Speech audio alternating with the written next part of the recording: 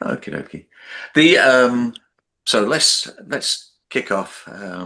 For those of you who haven't seen me before, I'm Tony Gordon. I'm the PI of the project, and today's session is to give you an opportunity to work with the Hummingbird system, so that you can actually begin to do a little bit of control, computer control work. It's also a chance to just give a quick overview of BJC curriculum, how it's organized, just so it just gives you an orientation, because as we get into today's work and into the extensions, there's some activities that we're going to set for you to do at your own pace. You'll be using the curriculum, so therefore if you have a little bit of an insight into the curriculum, it's useful to have just a snapshot of how the curriculum is organized and how it's presented to the students. And obviously that gives you an insight into how to use it as a teacher. We'll also do a very quick review on Snap, which is the programming language we're using, so that those who weren't at the June 28th meeting have a chance to get their feet wet with Snap. We'll do a small Snap activity with you, which hopefully will give you a flavor for Snap. We'll then move on to the Hummingbird activity, and obviously that'll give you a chance to use your Hummingbird kits. And I'm hoping that you all have a kit near at hand that you can grab when we get to that part there. Typically, since this is a long session, we'll have a break halfway through, stretch break, so you can go and grab a coffee or whatever, so that we won't run through the whole 3 hours. The everything that we do today is being recorded in Zoom, and so once all of that has been recorded and saved, I will upload it to our YouTube channel, and also upload Marnie's slide decks, so that folks who weren't able to make it can do that. But also I'll share that with you all, so that you're able to go along, go ahead, and if you want to review anything that we went through, you'll be able to review that yourselves. But in the meantime, I think the simplest thing is to hand over to Marnie, who's going to start the session and get the ball rolling. Marnie. Good morning, everyone. I hope everybody's doing well, and that it's not too early for you. 9 o'clock rolled around pretty quickly today in my household. Anyway, I'm going to go ahead and share my screen, and also I will get you the link in the chat in just a minute. Okay, and let me go ahead and grab this link for you. Unless Tony's already done this, but Nope, okay. Not yet. Oh, there's the slides that I'm coming from. There might be some changes and adjusted, so Tony may have some different slides for you to work from. But my particular part of these slides are about the BJC curriculum. Not the BJC, I'm sorry, this ExCITE curriculum, SNAP, and kind of how we're going to be looking at it, and some of the tips and tricks about using the curriculum. Okay. I'm going to get my screen adjusted here. I usually had it adjusted for when I teach, and it lets me see everybody and the chat and all of the stuff. If you have any questions, please go ahead and stop me. I'm okay with that. I don't mind at all. Okay. All right. So we're going to be talking about the Hummingbird power control, but we are also going to go into taking a look and reviewing the SNAP platform and things like that. There is a video that you can watch that is in the notes part of this. I'm not going to play this video for you, but it's a video on some of the components of the platform itself. So you can go ahead and take a look at that. You can use that with your students in your class and things like that. It's a good resource. So please feel free to use that.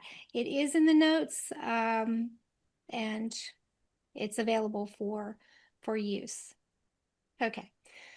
So what we have here is we have the SNAP platform, and this actually is a worksheet that I will give to my students, that I kind of get them to go ahead and I have taken off these names and things like that, and go ahead and have them get into naming everything for it so that they can understand when I'm talking about it, where to look for the certain features that are listed here. The main things that I use when I'm talking about or working with Snap is the stage here, the stage window here. And then I have the sprite corral. So I've got the stage, the sprite, and the script, the palette, and the palette buttons. Those are mainly what I talk about and use. I also use the file menu, the cloud, and the settings I talk about. So it's good for the students to know that. If you want this worksheet, I can get it for you. Do not remake it. It's already been made. And it's just a good way to kind of make sure that they're understanding what the platform has available to them. Okay. All right. So we've got an introduction to the ExCITE BJC, which is hosted, I believe, through ITEA. And it's very similar to the Beauty and Joy of Computing curriculum, except for it has the extensions for the robotics. And it has those solution sets and everything for the robotics pieces. So it's engaging in a different way for students. The curriculum by design here is, I'm going to go ahead and copy and drop this in the chat as well. So this is the ExCITE curriculum, and you can tell whether it's BJC or ExCITE. You have the ITEA Beauty and Joy of Computing by Design, and you have the bjc.techlit.org. That right there will tell you if you were on the BJC curriculum or the ExCITE curriculum. Okay. And when you're working with your systems and everything like that, you're definitely going to want to be going through the BJC or the curriculum through the ITEA bjc.techlit site. Okay.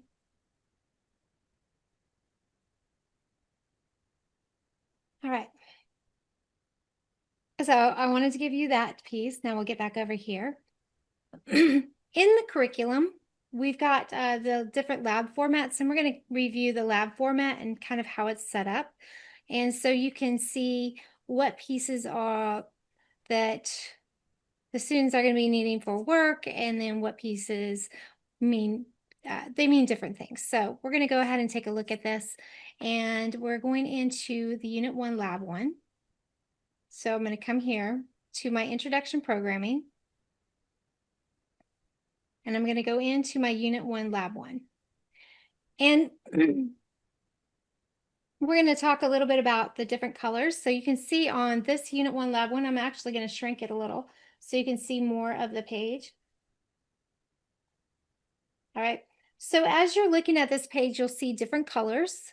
You'll see we've got the pink tone here. We've got the green.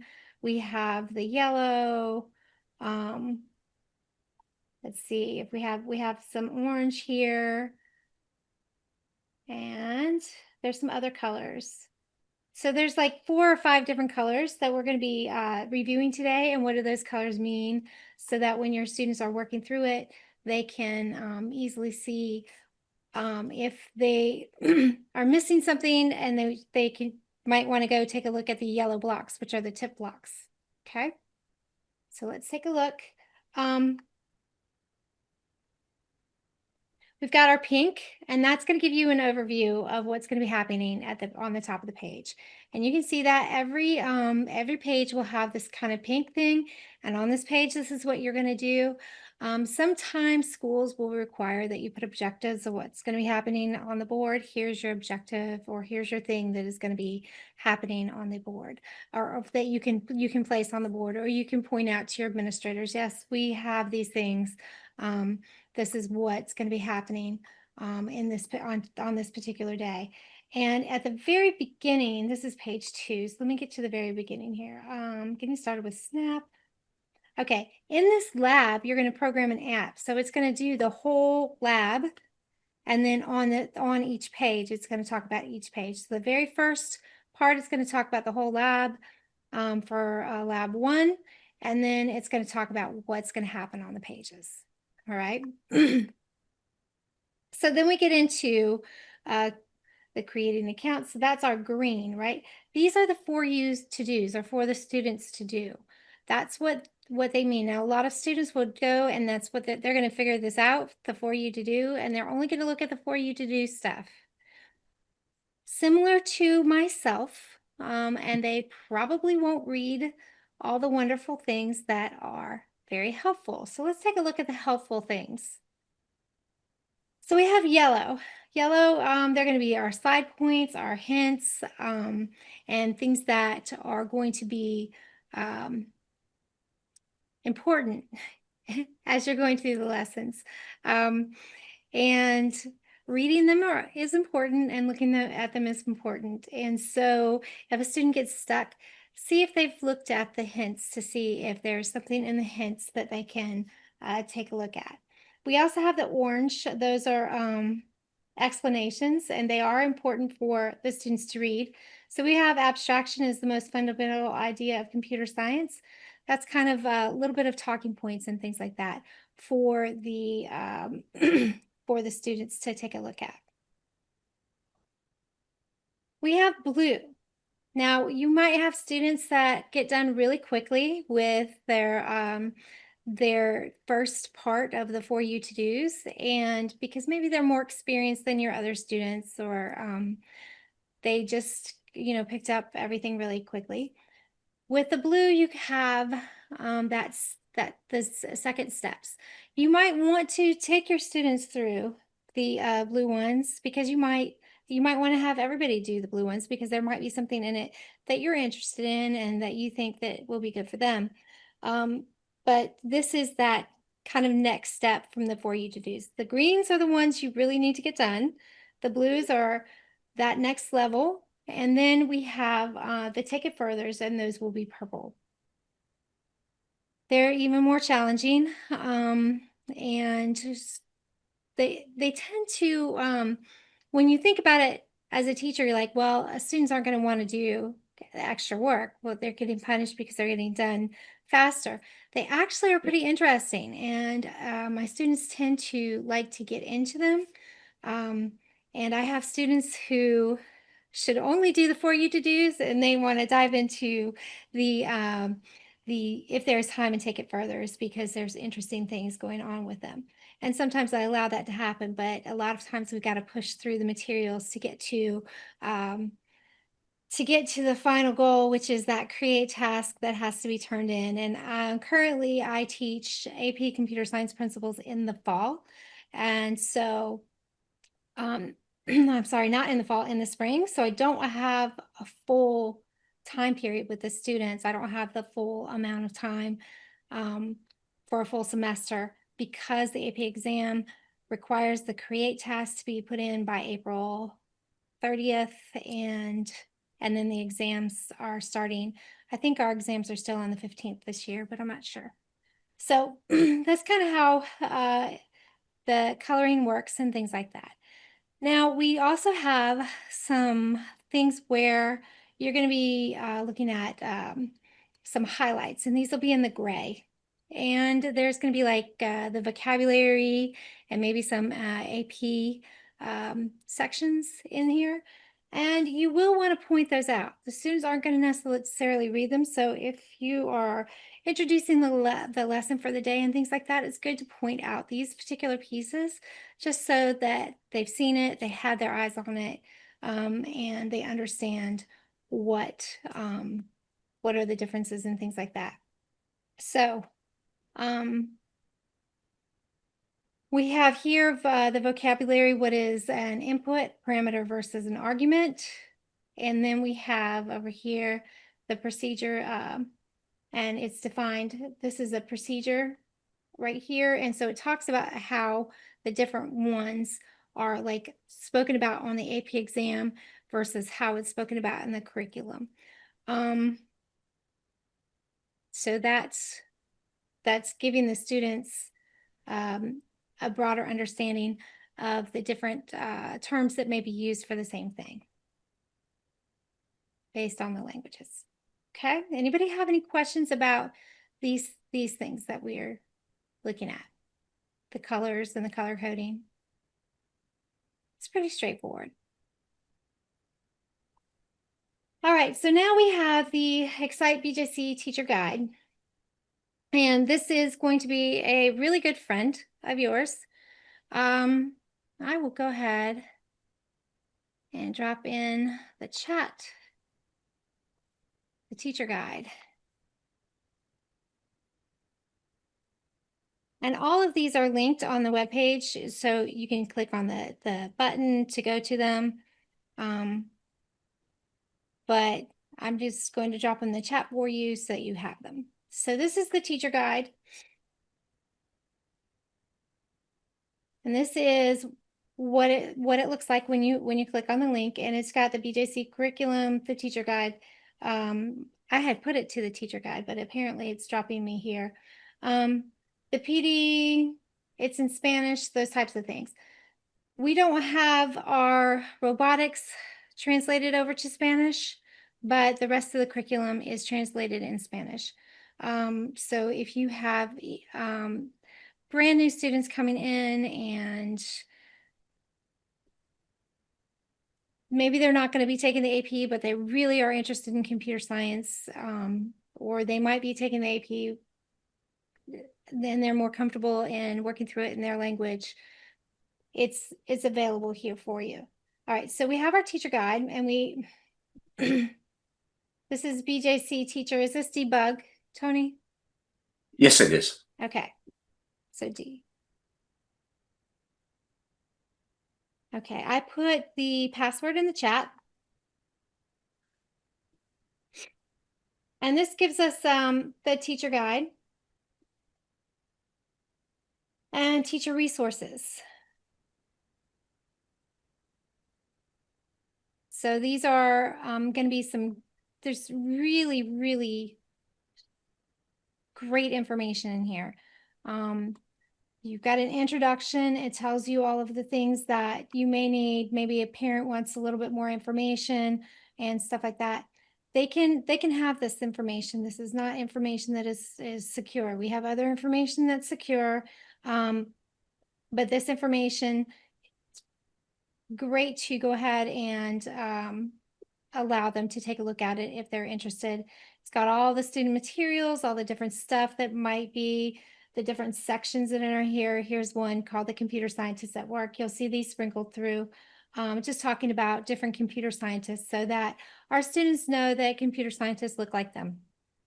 And so there will be,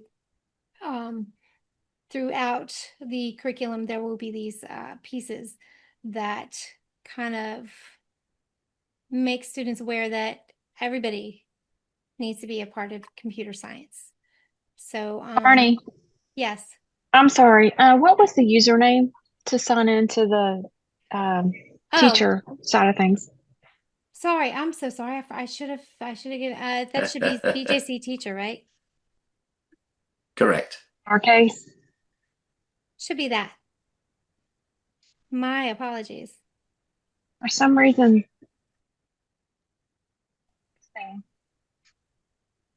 Did that? I'm not getting. I put. I'm sorry.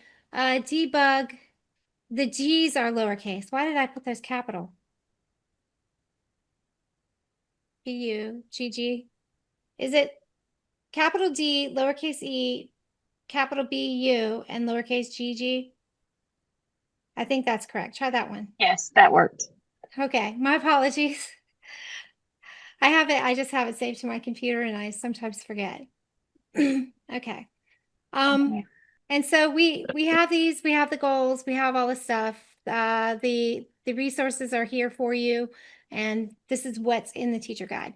For me, it was a lot of reading. I didn't take a look at the teacher guide for probably, well, definitely the first full year. I'm like, I can't even get in here. There's so much stuff. What I recommend doing without having to go look and read through all of this stuff is go ahead and click on your actual page that you're going to be working on and say, okay, I'm right here. This is where I'm at. This is what I need to be kind of looking at, especially if you're kind of new to it.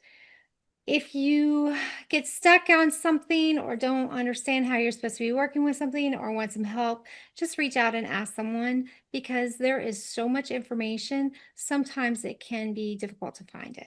Okay. And this will go through, tell you how long the students should be taking about, and give you an idea of what can be taken out and what can be skipped. So if you must abridge content to keep the pace, these are the pages to skip. So it tells you things that you can just go ahead and say, hey, we're not going to do this. We got to keep moving. And this is to help you and not confuse you. So if you get confused with it, go ahead and reach out to one of the lead teachers, and we can kind of help you work through the materials. We don't want you to feel like you're just doing this on your own. Okay. All right, now let's go ahead. Oh, there is a video that goes along with that.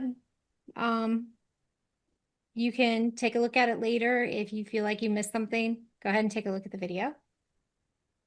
All right, now this is the follow the leader activity, and we're going to do this little warm up because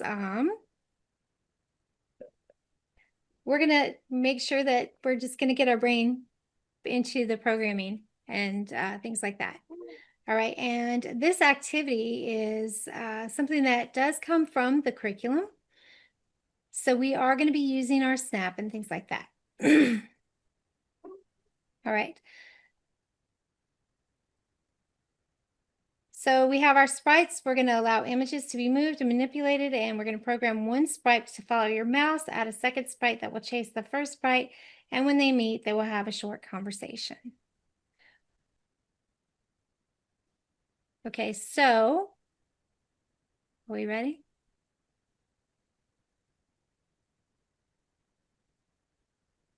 So let's do follow the leader page 1. Let's see if this is in the curriculum. It used to be in the curriculum, so I'm going to make sure.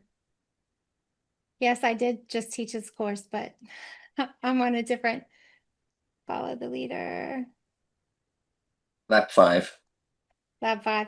Thank you. All right, so here's the follow the leader. This is the one we're going to be working through. We do have slides for it, but I think it'll be fun to kind of get in to the follow the leader and be working with it.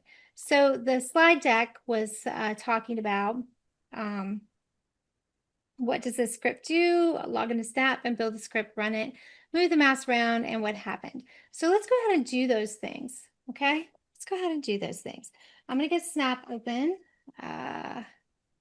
We've got, go to our page, run Snap now. I'll drop this in for you. Oh, that's not the Snap I wanted to run. Hang on. It is the Berkeley Snap. Okay, it is the Berkeley Snap. Never mind. Yep, that's fine.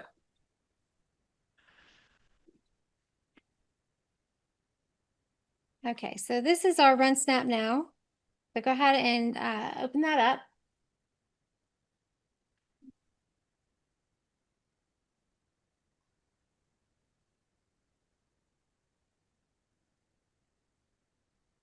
Come on. Trying to organize my pages.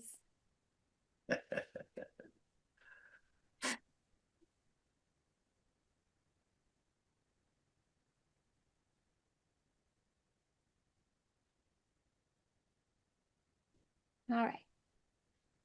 So you've got your snap and everything like that, you want to get that open. We're going to be doing the run snap now, and we're going to build this script. So let's go ahead and build this script. And most of you should have seen this material before, as we were doing this with our previous activities. Okay, so we've got when the green flag is, the forever block, those are the orange palette, those are the control up here in our tabs. So we're going to go get those things, and then we also have the go to mouse pointer. So go ahead and get that started and do those things.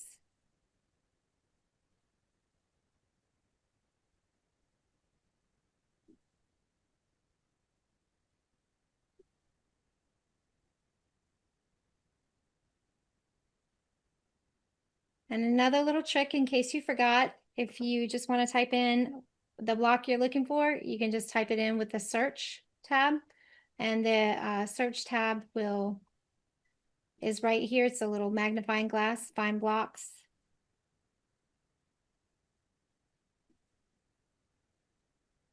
And this is do the green flag, click forever, and go to mouse pointer. So right now it's set at random position. So we're going to click mouse pointer. We use the random position when we're doing the click Alonso. Did we do click Alonso? We didn't do click Alonso. Never mind. That's coming. All right. So what does this do when we run it?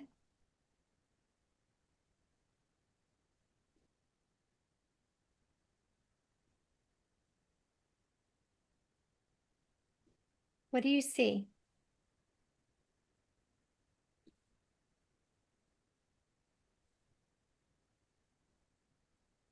The sprite follows the mouse pointer. What happens when my mouse pointer goes off stage?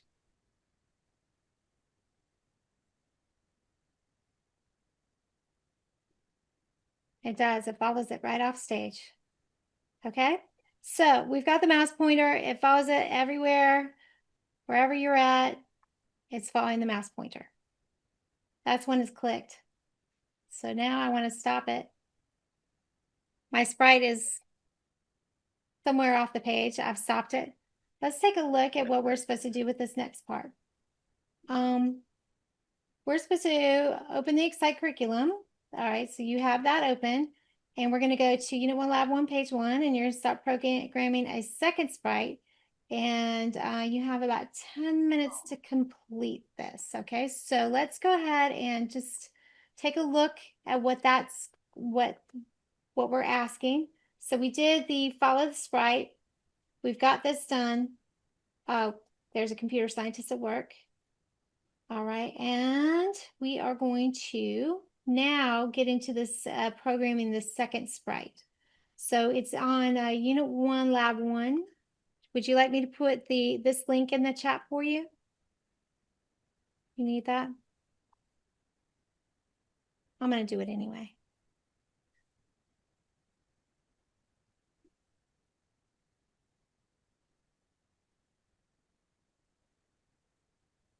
And this is the second sprite. All right, so this is programming the second sprite, and it is on Unit 1, Lab 5, and it's the page 1, follow the leader. All right, so come on down here, and we're going to get into the second green box and go ahead and follow along with what that's going to be doing.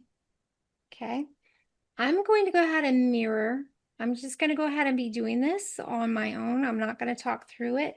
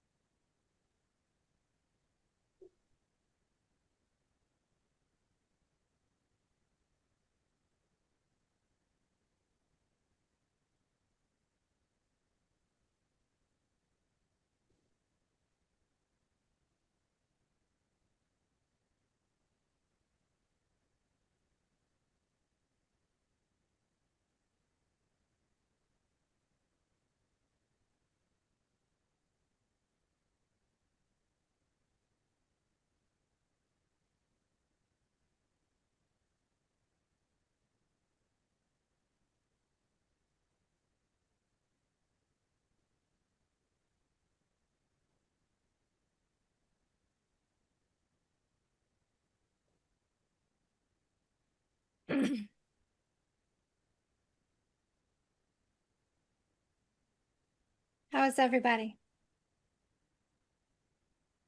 Everybody ready to move forward? Or do we have questions? So I'm going to go ahead really quick here. It said to rename the sprites. To do the renaming is actually you click on your sprite and that you want to change the name for, and the name is actually up here. Let me see if I can, and that's the only place I can do the naming. Okay, so I've clicked on my leader sprite and I put leader, and then I clicked on my follower sprite and I typed in follower. Currently I have them draggable. That's fine. We can leave it like that. We might want things draggable or not draggable in the future, so just be aware of those things. And draggable is right under the name. All right, so now if you take a look, I've got point towards leader. What does point towards leader do?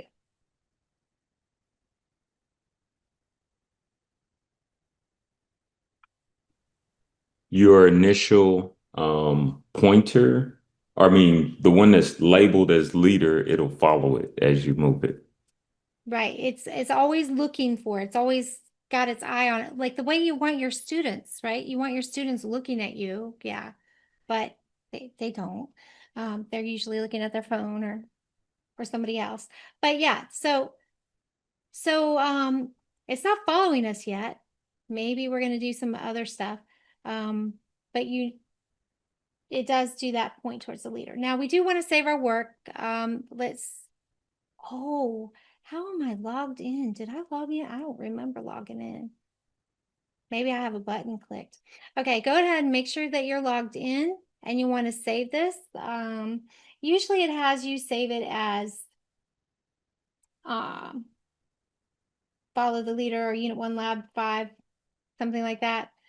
So save it to whatever you'd like to. I usually do the U1 L5.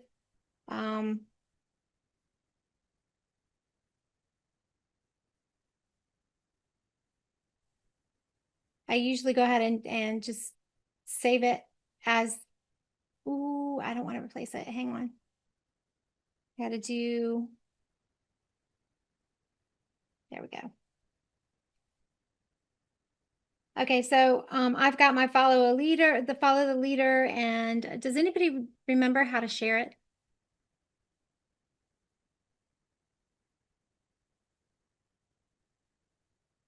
Can somebody tell me where I need to go to share? Go to File, Save As, and then you find your document, and then you can click Share. Perfect. Thank you. But you have to click on the document, because if you don't click on it, just because the title's highlighted at the top, doesn't mean you can be able to share. Yeah, correct. You have to go down and click on it. That's right. So here's mine. And you can see it's not shared yet because it's not bold. And now I have it, it's shared, and now it should have my name and everything in the URL and all that. So it should reflect that information. I went ahead and reopened it because I can't see everything because I've got my screen split, but it does. It has my project name and my follow the leader, and so that's shared. Great, thank you. Okay, so let's take a look at what we're supposed to be doing. All right, we've done that.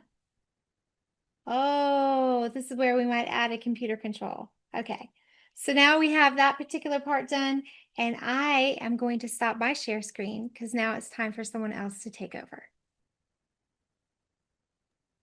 Thank you, Molly. Matt is going to lead you through this, but I did put the slide deck link in the chat earlier. Let me just get that shared link again so that you've got the link.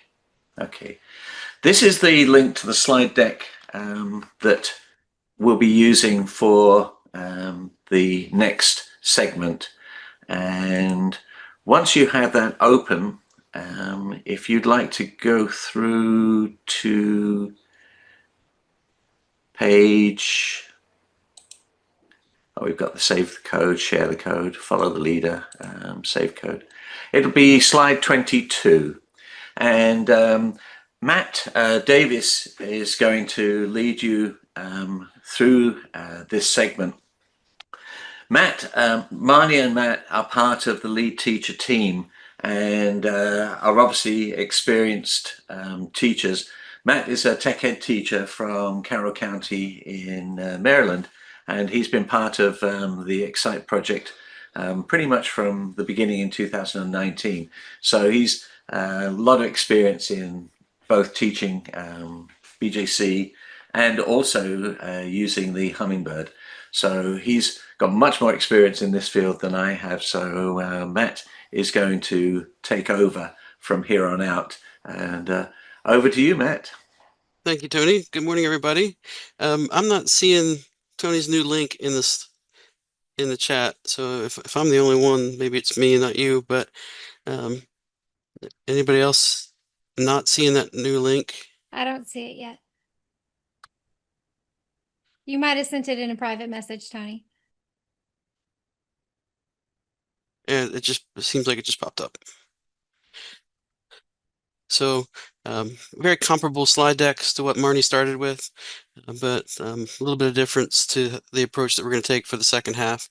So as Tony said, slide 22 is where we want to be.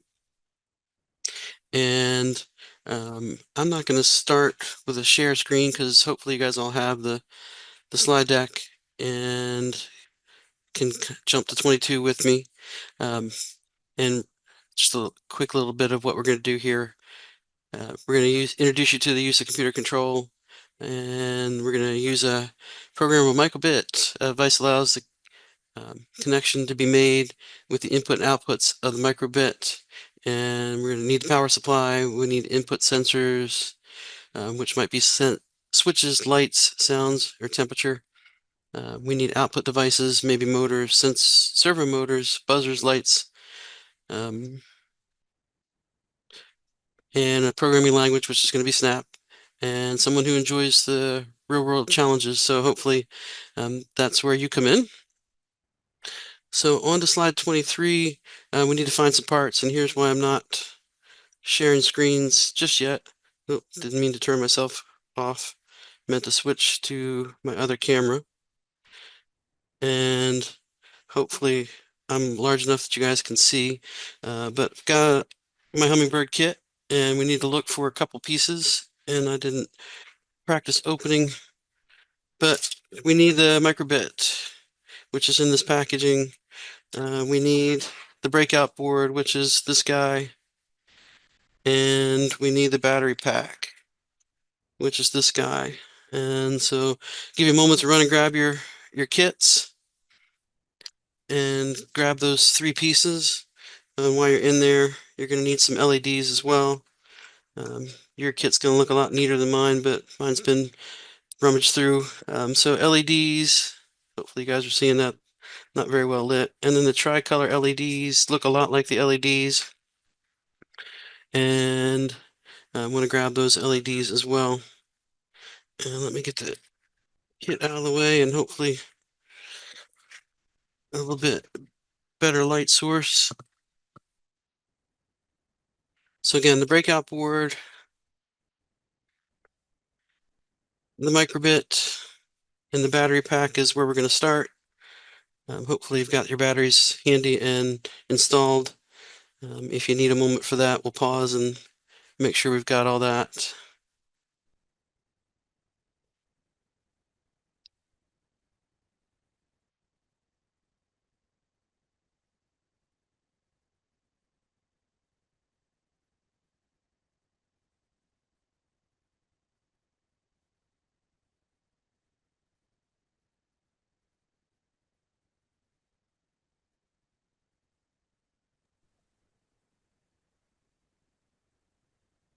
All right, and an LED as well.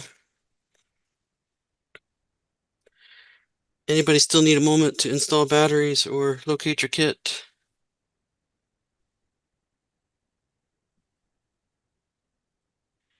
All right, I'm going to assume that the silence is a good thing and that you've got that. I So, just saw Alison bringing her kit across, so okay, we'll move slow.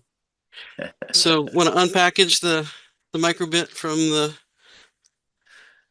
little bag that it's in, and with the microbit, things to notice. This is the back side of the microbit, and hopefully you can see that in my camera. If that's not helpful, let me know. Otherwise, I'm going to continue I can see it. to do these things. The front side, a little more obvious, I think, and hopefully you can see that as well. But you're going to find an A button and a B button on either side of the front, and then there is a little LED display in there as well, little 5x5 LED display. So very different look to the top of the microbit and the bottom, and that's critical when we install that. That's one of the first things your students are going to do. They're going to put it in upside down because it will fit, but it doesn't work when it's upside down. So that's the first troubleshooting tip, is to make sure that it's upright, and then it slides into the only obvious spot on the breakout board. And I apologize, I was hopeful that this was going to light up a little bit better. So microbits installed, battery pack, hopefully the batteries are in. Battery pack goes in the opposite side as the microbit and plugs in. And only obvious spot really for the battery pack to go in. And then on-off switch on your battery pack. Hopefully you didn't install the batteries when you first got the microbit and left it on and plugged in, but flip it on, little orange light on the breakout board, and the the microbit will actually start to flash at you a little bit.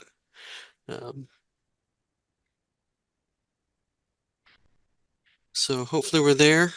If you could be so kind as to hold up the microbit and let me see it flashing so we know we've gotten this far and we've got everybody.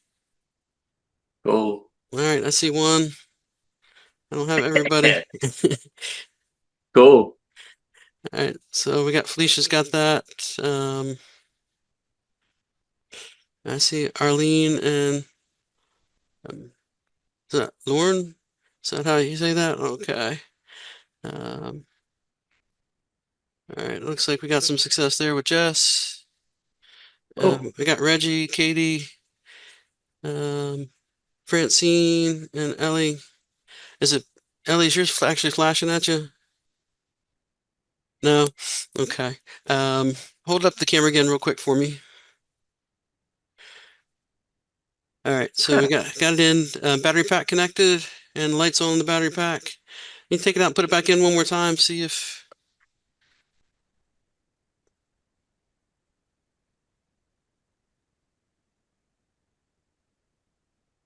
Oh. All right, we got Allison. See that? I'm gonna go Ben. grab a different microbit. Okay, that's probably good thinking. Yes. All right, and I think we caught just about everybody else. Anybody else having issues where we're not seeing those lights, or that light pattern, I should say?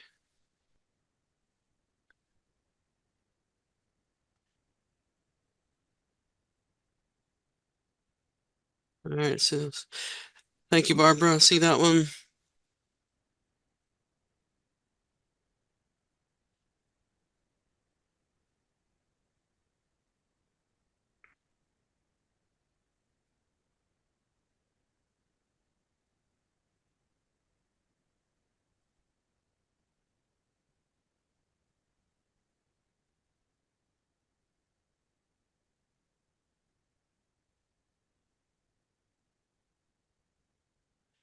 All right, so if you're following along with the slide deck, we are to slide 25 already, where we've got the power on and we see a red light and the code that flashes.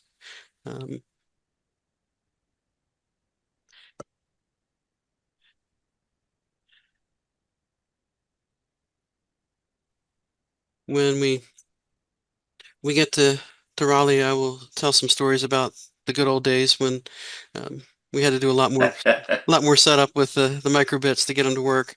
But Hummingbird has streamlined the process a little bit for us, and I'm very grateful for that at this point. All right, so we have everybody back and up and running. Appreciate the patience for those that have got it, but don't want to lose anybody this. Oh, well done. Well done. All right, so Ellie, you got it? Elizabeth is, You got it. Okay. Same microbit, or did you have to replace it? Okay. So I think we can probably talk in Raleigh about what we need to do about getting you a working microbit, get that to make sure we've got that taken care of. All righty. So first challenge is to kind of just get familiar with it and what happens. What you're seeing on my screen and what you should be seeing for yourself is you power up. We get power to that microbit, and it's preloaded with the connector so that we can communicate through Bluetooth with that microbit, which is kind of a neat tool with these robotic systems. There are other robotic systems out there that you're tethered. These don't have to be tethered. We can use Bluetooth and get them going. So basically that flashing code is the microbit looking for a Bluetooth connection. So we need to kind of move along here and see if we can't get connected to that. So I'm going to share a screen so that we can make sure we're in the right spot and we're seeing everything that we need to with that. I think that'll be helpful at this point. And make sure I hit the right screen. I did put the link to the Hummingbird Snap in the chat as well, Matt. Okay, thank you. I think we'll get a link in the slide deck if you're following along at some point Yep. too. Correct. All right, so I realize my Hummingbird's not going to be quite as large if you can see it all at this point, but just to keep us kind of moving through the slide deck, and I'm going to cheat and not play it, just kind of roll through it. But we're in slide 25. We should have everything powered up and ready to go. Slide 26, either Tony's link in the chat or me not signed in, but there is a link in slide 26 that'll take you to a slightly different version of the Hummingbird, or I should say, a slightly different version of Snap with the Hummingbird connector. And we'll talk about some of those differences in just a second. So I'm going to just jump back and forth between tabs here with you to keep this moving. And please, if at any point you're hung up on something, turn your mic on and say, slow down, please. Okay. So obviously in the classroom, it's a little easier to be able to kind of monitor and follow along and make sure students are where they need to be. So the challenge of doing this virtually is a little bit of an issue, but hopefully we're all in good shape. And we've got this version of Snap open, and with my screen shared, no tab shaming, please. But on to slide 27. We want to log into Snap if you're not already logged in, and you can also, once we're in that newer version of Snap, we want to click on the gear or the settings option at top of the screen right next to where you would log in by clicking on the cloud. And we want to make sure that we enable the JavaScript extension. Okay. This one, the order doesn't matter, but doing it now while we're thinking about it is always a good thing, because I usually frustrate myself by trying to run a program and it gives me an error message, and then I remember that I should have done that.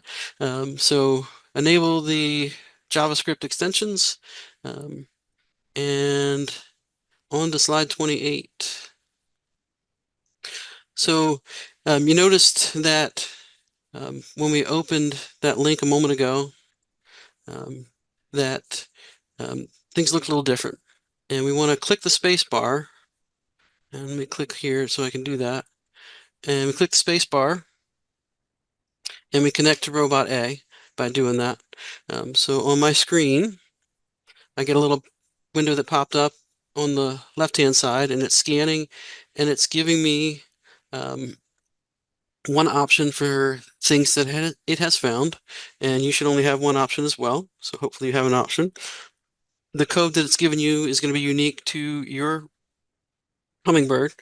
And some things maybe we could talk a little bit more about in Raleigh is, and you'll see it in Raleigh is, if we're sitting in a classroom with 15 kits open and powered up, you may be able to see multiple Hummingbirds available, so this list would be much longer. The general rule of thumb is the one that's closest appears first. So the one with the strongest signal is going to be at the top. So hopefully, classroom with 15 of these running, everybody's going to get theirs and not the one sitting next to them. But things to be cautious of. So I select my robot, and my pair option becomes available.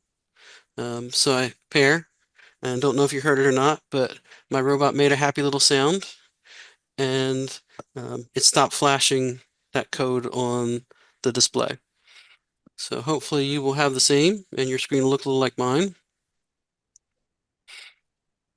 How do you pair again? How do you bring that screen up to pair? Okay, so from slide, oh, Tony, I'm losing myself. Slide 26, there's a link to open the Hummingbird version of Snap. So a little bit different version so that we have the access to the robotic code that we need. And that gives us the ability to get into this version of Snap, and you should see this code that's already there, and it's just press the space bar. And if we run this code, whether we click on it or hit the space bar, we get the dialog box to appear that tells you where they are. And I'm just going to cancel because I'm already connected, but you should click on your robot and hit pair, and it should connect. The lights on the display go out. We got a little happy sound out of the robot, and we're connected. I got it. Thank you. I You're just welcome. didn't click on the space bar. Okay. Well, you got a thorough review then. All right, so we click the space bar and we're off and running. So slide 29 says, well, it kind of talks through the pairing process. I got ahead of myself, but you could follow along with that as well. As a reminder how to connect. And you will notice once you're in, like I said, that happy little sound. And we've got some extra things in the palette. You guys probably are not Snap experts just yet, but perhaps you noticed, obviously, the code that's there. It's almost like a starter project. But as well, underneath the regular Snap palettes, there are three new, Finch, Hummingbird, and Microbit. BirdBrain Technology has a couple different products that they created. And Finch, I think, was one of the early versions, and it's still in use. But we're using the Hummingbird, so that Finch palette won't mean a whole lot to us. But if you click on the Hummingbird palette, it contains some blocks that we might want to use at some point to control the different things that come in the Hummingbird kit. And then if we click on the Microbit palette, that is all things that are directly associated with the Microbit, and not just the Hummingbird materials. So Hummingbird robots utilize the Microbit product as their control device, but there are certainly other places where you might see folks using the Microbit. So different things that happen on the Microbit and different things in the Hummingbird breakout board to kind of test that you're connected and things are working well. I like to do this. I just go to that Microbit palette and I grab the Microbit display and I just click a couple of these and run that code. And if you can still see my robot on my camera, I know that code is working. And I've connected successfully and everything's doing what it's supposed to do. So change that up, click it again, and my lights change. And then go back and turn them all off, run it one more time, and I've turned the lights off. So again, another quick little troubleshooting activity there. The student says, hey, it's not working. Well, is it the coding or is it operator error? What's going on, or is it not connected? And if you grab that block and click it and you don't see anything on the display, then your computer's not communicating with the robot. So just a couple of things to help you get started, maybe. And hopefully remember, if you're done with a block, you can drag it back into the palette and it goes away. So slightly different version of the Hummingbird, or not Hummingbird, but the Snap materials. I have a quick question. Sure. So after you click the microbit, like the check marks, how did you run the code? I just when I pulled it out like this and clicked a couple, I just clicked on the block and it ran. Clicked on the block. So, so I just drug this out, clicked on a couple of these, and then clicked over here somewhere, and it will run that code. It reads the code just like you're reading instructions for. Oh, okay, yeah, okay, got it now. For a recipe, and because the code said, if we want to do a recipe, or Simon said, turn those 2 lights on, and that's all Simon said. So I got 2 lights on. If in order to turn those off, the quick way without grabbing another piece of code is just simply turn them off, click it again. So, obviously if it's inside of forever, it's going to do things a little bit differently than if it's not in a forever. And it's just without the forever, it reads it once and it's done. All right. Okay, so, thank you. So hopefully we're all up and running. Everybody good? No, not yet. No, okay. Okay, mine says MSC and it's paired and everything is working properly, but it just when I plugged it in first it said MSC and then it beeped when it paired and now it still says MSC. It doesn't show any of the lights from the microbit A display. Okay. I think maybe the best thing to do, go back to slide, what was it, 26? Yeah, 26. Close that version of Snap. Slide 26 again. Open it up one more time. It from before this slide, it was when I first plugged it in, it said MSC, and it's paired. It's correctly paired. I looked it up online and doesn't seem to have anything regarding MSC errors. I don't know what it is. Yeah, I'm not familiar with that. Are you able to share your screen, Ben? Because it may help. Sure, I'll give that a shot. Let me put that over here. There we go. Okay, good. All right, so share screen. How do we do that? That's not it. Share screen. Where is share screen? Sure, gotcha. Okay, let's share this one.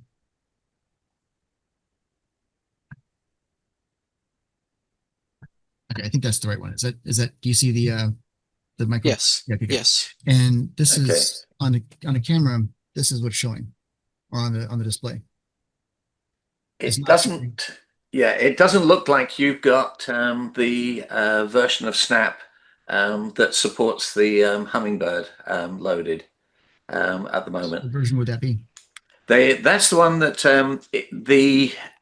I did put it into the chat, in the chat a little earlier, but I just put it in the chat again. So if you want to click on the link in the chat, it should open up a version. Right. So that's where I got to this before. Do you want me to close the other one? So yeah, might have shared the old Snaps window. It says Bird Brain Starter Project BLE. Yes, but the screen that you're sharing is the regular Snap. Oh, how do we get to the different Snap? Yes, you should be.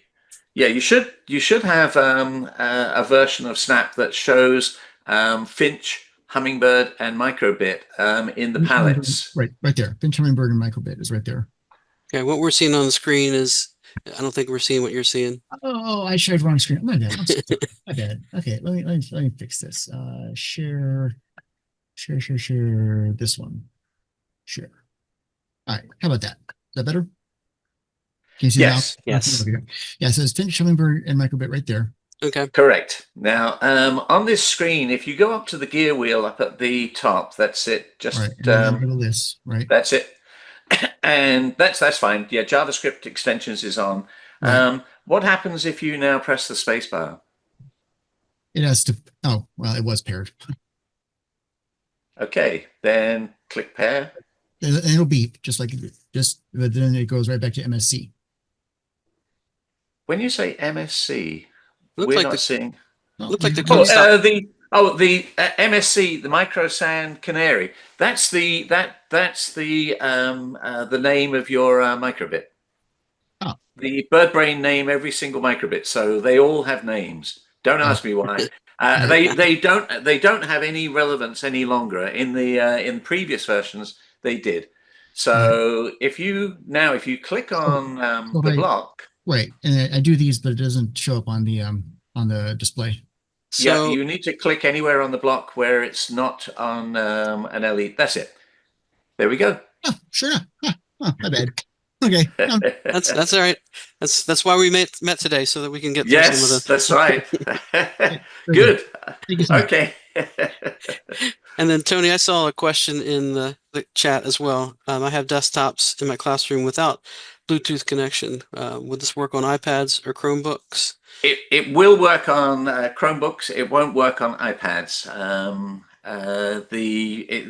There is a way of doing it on an iPad, but it's extremely tedious because of the inability to use a mouse, etc., on the iPad. It becomes very complex. But Chromebooks work fine. The Snap will work on the Chromebook just as it will on Windows or a Mac.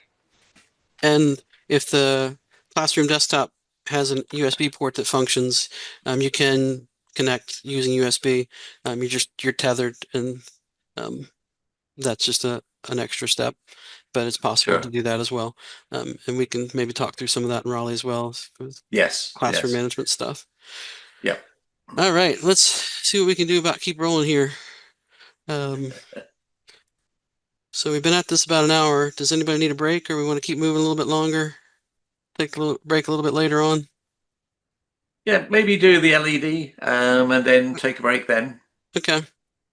So that's the screen I want to share. We want to give people a break on a point of success. Okay.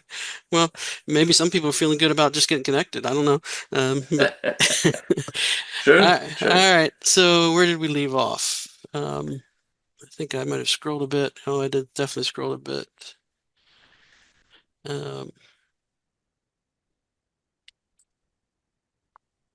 My apologies. We were doing so well. So we've paired. We were able to test to make sure that it works. So now we want to connect an LED, and you've got LEDs in there, and I had one floating loose. There it is. So LEDs not connected at this point, but it's just a long wire with a little light bulb at the end. We're going to start with the LEDs that just have two wires, and not the tricolor just yet. We'll get to that. All right, so I see some people scrounged around looking like maybe you're either unpackaging or trying to find the LEDs in the bag, so that's fine. If you can find that little orange, it looks like a sort of screwdriver, like a small screwdriver. If you can find that little orange tool, it's a connection tool. It helps push the buttons. You can also use a pencil or a pen, but the little tool makes it a little easier to be able to push down the connectors. I'm just hard-headed enough that I just use my fingers. So found those LEDs, and then if you look at the breakout board, color-coded inputs on the breakout board, and we're looking at the yellow section that says LEDs, and there's a 1, 2, and 3. So we've got 3 different places or opportunities to connect LEDs to our breakout board. And if you look carefully too, you see the 1, 2, and 3, as well as a plus and a minus, and that's going to be important. Your students are going to frustrate themselves because they're going to say, I hooked it up, it's not working. And you're going to go look at it and say, remember, there's a difference between positive and negative, and the colored wire on your LED is going into positive, and then the black wire goes in the negative. And Amazingly enough, the green LED has a green wire. The yellow LED has a yellow wire. And the red LED, can anybody guess? All right. Yeah. So they color coded those for you. I love to tell my students that computer scientists aren't very unique or original because everything seems to have a very obvious name like start, stop, when clicked, those types of things. So the color coding works here as well. So got to push down on the little tab at the top of the connection, and then the wire goes in the hole towards the outside of the connector. And if you get it to work, it should not slide back out once you get it in there.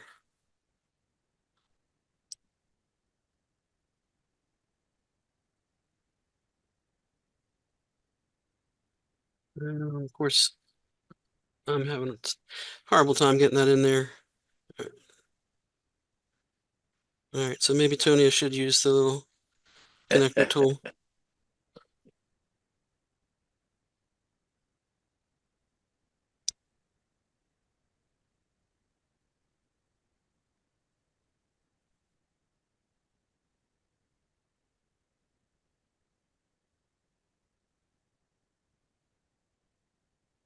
Come on.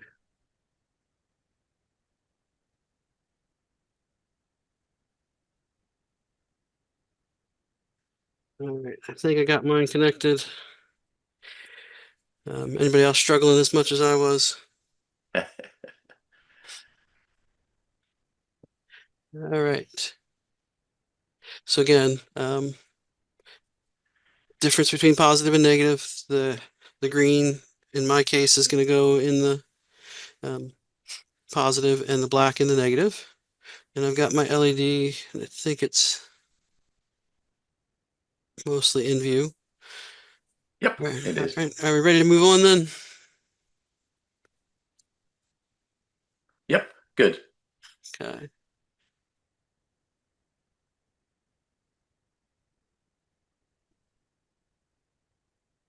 Still seeing a couple faces staring down, like you're still trying to get it together. Those of you that are working ahead or ready to move on, you can work ahead a little bit. Will it automatically light up? Because I've got mine connected and it's the black is in the negative and the red's in the positive, but it's not. Okay, well, we got to do some things. We have to put Yeah, we got the code in, right? Yeah, we got to play Yep. Simon Says, and actually Simon Says turn the light on. So, so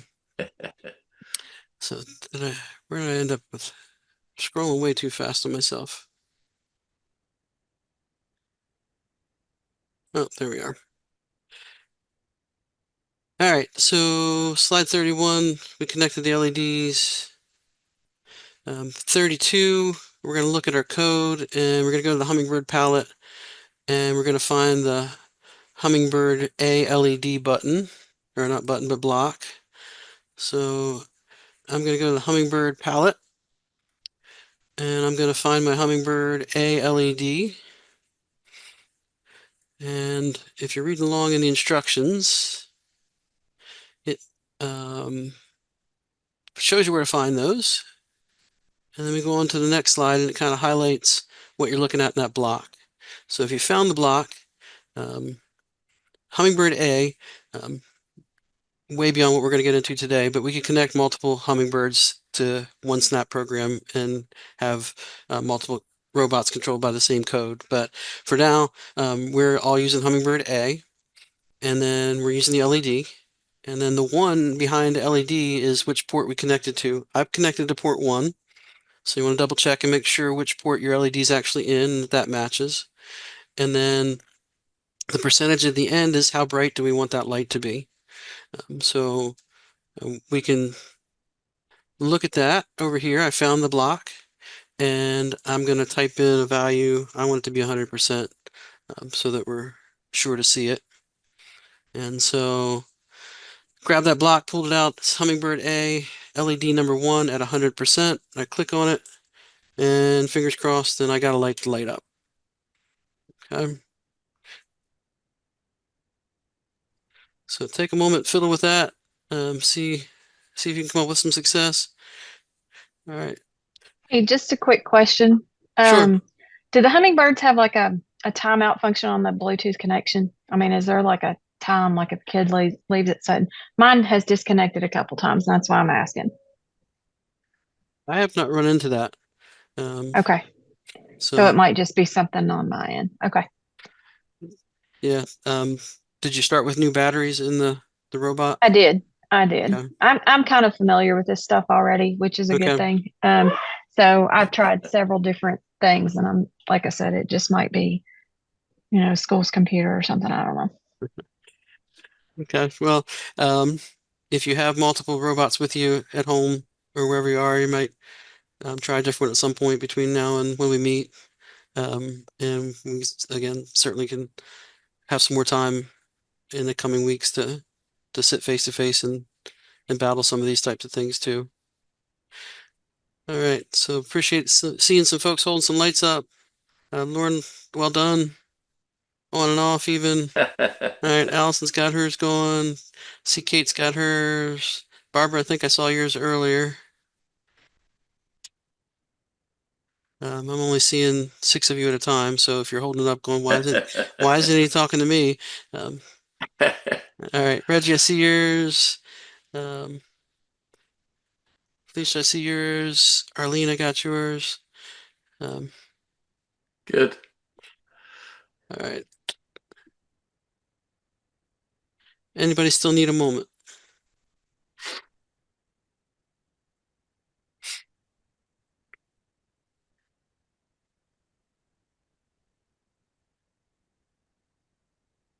All right. Well, Tony, you said light up the LED and we'll take a break. So, yes. So if you need to step away for a moment, 10:15, what do you think, Tony? 10:25? Yes, 10:25, and we'll rejoin at that time. So see you in a few. And if you've got issues and questions and you want to work through some of that during the break, Tony, Marty, and I maybe stick around sure. long enough to answer any questions. Can I at least see what the connections look like? Because I can't figure out how to get these in, the wires. Sure. So see if we can get to the slide deck and see what the pictures there, if they're all helpful.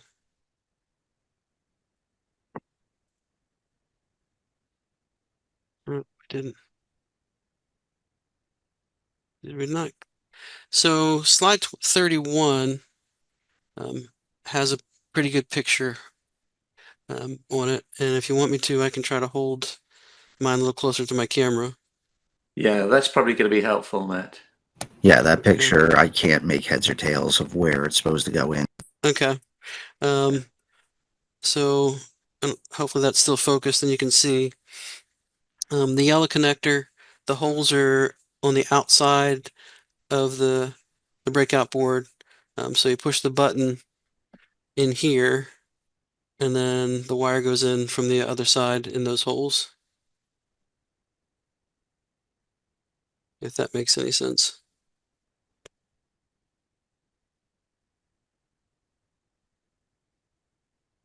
Okay, sorry. I didn't realize I had to push it down. Sorry if we weren't clear. Sorry if we weren't clear on that too, but yeah, push those down and slide the wire in, and when you release it, it should get pretty snug. Cool. Okay. Okie dokie. Well, we'll pause the recording now, and we'll see you at just after 10:25. There we go. We're live again. All right. Well, welcome back. Hopefully everybody got up and got a chance to move a little bit. I still have my green light on, so I'm gonna turn that off for starters. Anybody have any thoughts on how we would turn that one off? Just a quick discussion.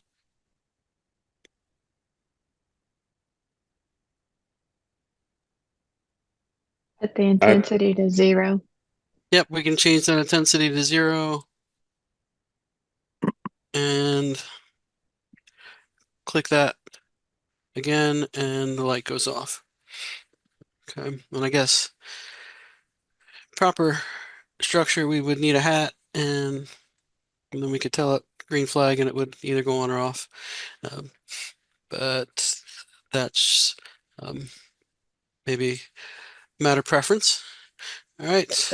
And if we go to slide 34, we managed to accomplish that too. Actually, I guess we didn't. We got the light on. No. But 34, I was rushing ahead a little bit. 34, a little bit for you to work on your own. And we want to try to make the LED flash for 1 second. So we turned it on before the break. We just turned it off. And we want to try to make it flash. So we gave you a little cheat there on the screen. So again, computer scientists aren't real original. Repeat 10. I think probably pretty self-explanatory what that's going to do. So whatever's inside that block is going to repeat 10 times. So we can turn the light on, we wait 1 second and turn it off, and that way we get that flash. Without the wait, it's going to look a lot different. So take a moment, play around with that, see if you can get that to work for us. So, and at some point, somebody will realize that they probably need another wait command.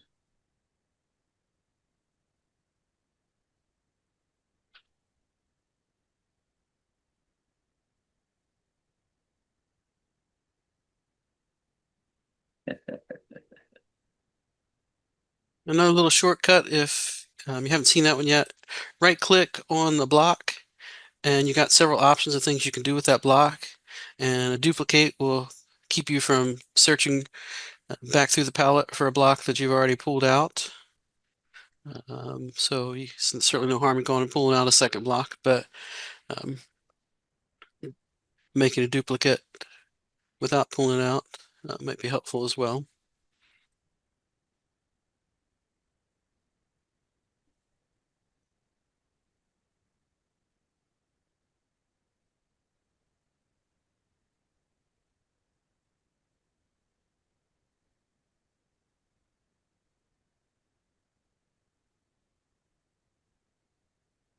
Well, you've got yours flashing. All right. Arlene's got hers flashing. Cool. Oh, well done, Andrew. Yep, Alison, yes. Good. All right, see Lauren's. Well, Kate's flashing, so it's not flashing. It'll turn on. There was a deliberate error. Have you got two wait commands? If you look at Matt's code is slightly different to the code that's on the slide deck. You probably need a second wait command after you turn the LED off. Look at that. All right, and it looks like in the chat, Felicia was overachieving before the break, and she created her program with a forever loop. So it's just gonna go. well done, Lauren. Yeah. Perfect.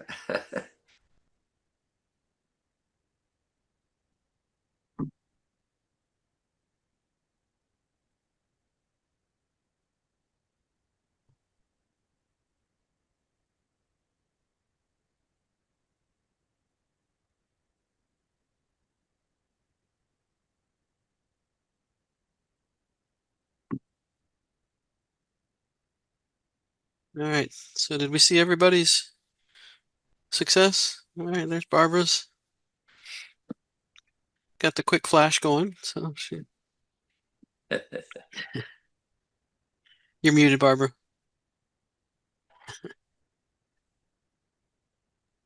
I'm using a forever loop, so okay. I just have to put a wait in now. All right, great.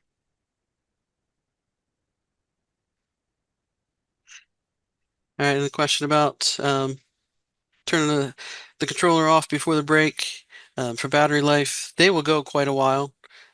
You certainly want to encourage your students, if they're going to wrap up for the day and come back the next day to work.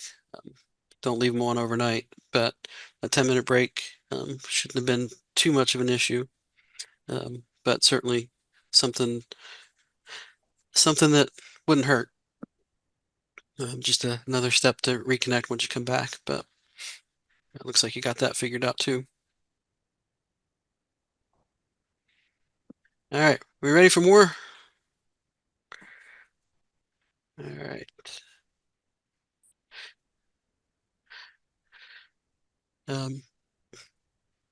So actually, Tony, yeah, there is 2 weights there. I just didn't read the last weight after. Or did you just fix that picture? Just fixed it. Can't do that to me, Tony. All right, slide 35 says skip practice to save. So be sure that you're logged in this version of Snap. We kind of rushed through that when we opened this version. And you know by now that to know whether you're logged in or not, you look and see whether that cloud is a white puffy cloud or if it's a gray storm cloud. And the storm cloud means we need to log in. And then you can save this one as well.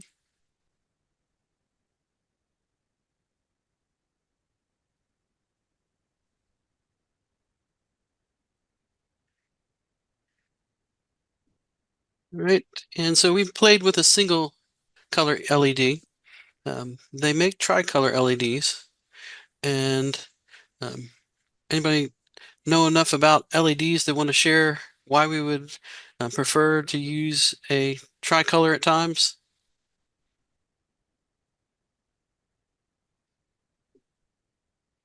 And maybe not even know enough about LEDs, but just color in general. In order to show the status of something, whether it's active or not running or something. Okay, certainly, we could use those as a caution. But what are we going to get from a tricolor LED that we're not getting from a single color? You could get multiple colors just by changing the RGB values. Yep. Yeah. I used to remember the number, but I know it's thousands of different combinations. Phenomenal number that you could create using that RGB. So sometimes if you need 2 reds for a project, you just grab the tricolor as well and just turn the red on in the tricolor and not the green and the blue, and you got your red. Or if you want to have some variations in colors, you can certainly mix those values for red, green, and blue and have a lot of different things go on at once. So back to that Hummingbird palette, and instead of using that first LED block that we found, right below it is Hummingbird A Tri-LED. So that's the one we want to work with at this point. And I'll show you where to find that one. Hummingbird palette, Hummingbird Tri-LED, and there it is. Get a little dizzy jumping back and forth between the slides and Snap. But says to connect the Tri-LED is shown. The red goes in the R, the green in the G, and the B in the blue, and the black is the minus. So tricolor LEDs are that green section of inputs just next to where we were working on the regular LEDs. Instead of 2 holes, there's 4. So we've got a wire for each color and then a negative. So if you had fun trying to connect 2 wires, you're going to love this one because we've got to try to get all 4. And we want to try to make sure that we match the colors with the letters. So take a moment and hook up your tricolor LED if you haven't already started.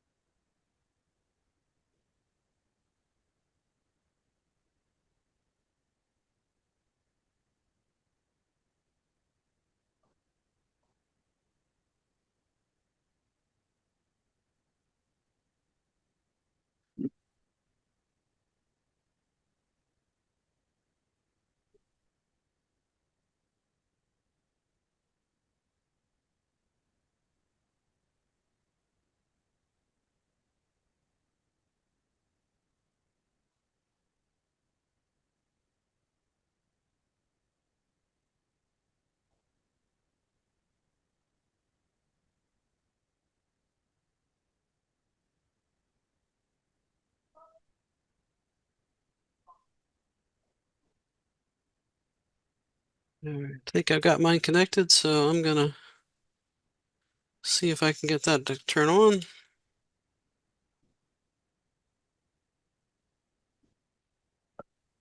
All right, then got that working as well.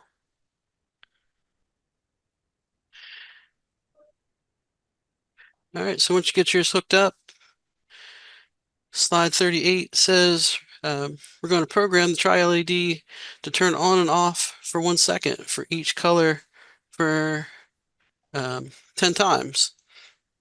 So we want to modify the LED program using the tricolor block, and you have a few minutes to program your work. 10 if we need it. If we can move on sooner, we'll certainly take advantage of that too. So test, make sure you got your tricolor LED working, and then go back to that code that we had and see what you can do about manipulating the code so that we get some different colors.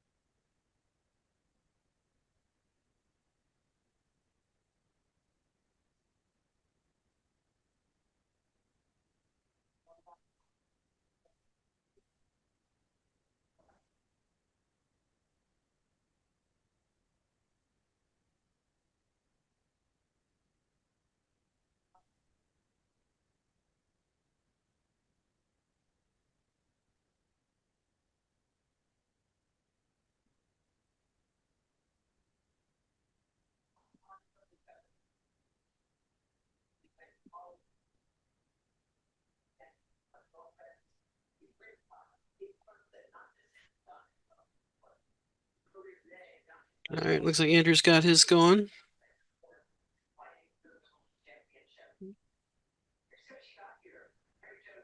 Wow, and Barbara's certainly got, yep.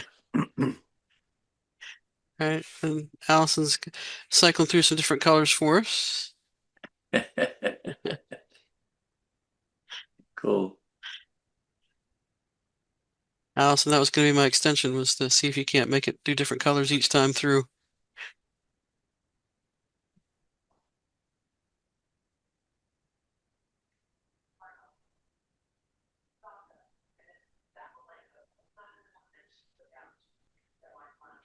So I wonder if somebody would like to walk Matt through the program you've created so he can recreate your program on the screen for anyone who's still trying to sort of get theirs working, perhaps.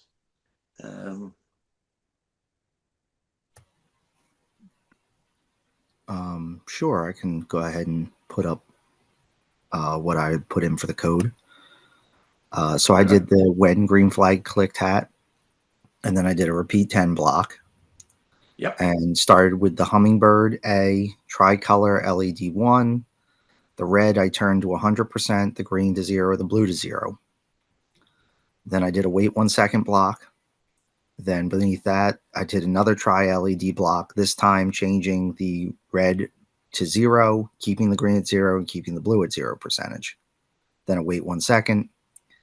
Then another Hummingbird A tri LED block. This time I changed it. The red stayed at 0, but I turned the green to 100 and the blue to 0. Wait 1 second. Another tri LED block, setting all the numbers to 0. Wait 1 second, and then finally, the last 4 blocks, I had another tri LED block. Red was at 0, green was at 0, blue was at 100. Wait 1 second. And the final two sequence was try LED block, red at 0, green at 0, blue at 0, and then await 1 second. And I fed all that in the repeat block for 10. So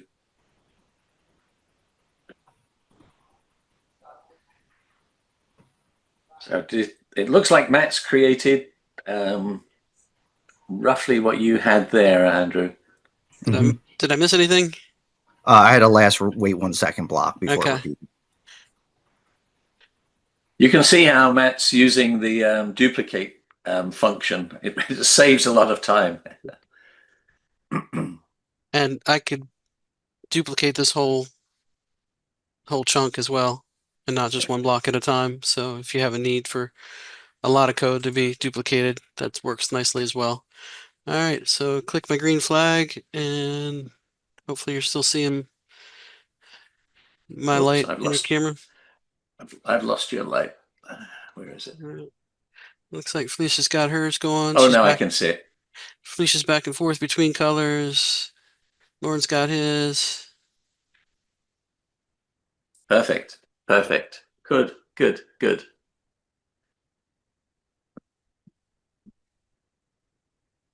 Hey, you guys have successfully become involved in computer control.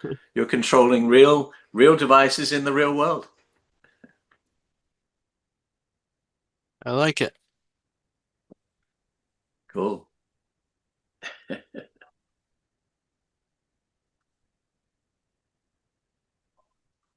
So if you save your program, that way you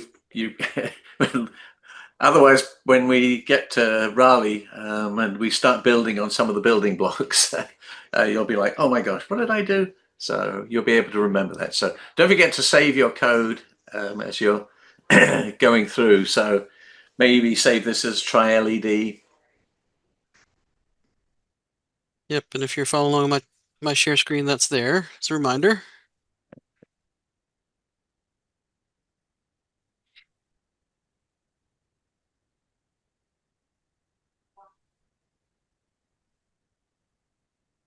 All right, and then once you've saved, we would like you to share that Try LED project with us as well. So as a reminder, you save first, and then you hit the save as again, and find your code, and click on it, make sure that you've actually got a single click on the file name, and then hit the share button. And answer yes when it asks you if you really want to share it. And if you're paying attention, you'll see the URL change, and will include your name or the username as part of the link. All right, and if you could drop those links into the chat for us, that would be most appreciated.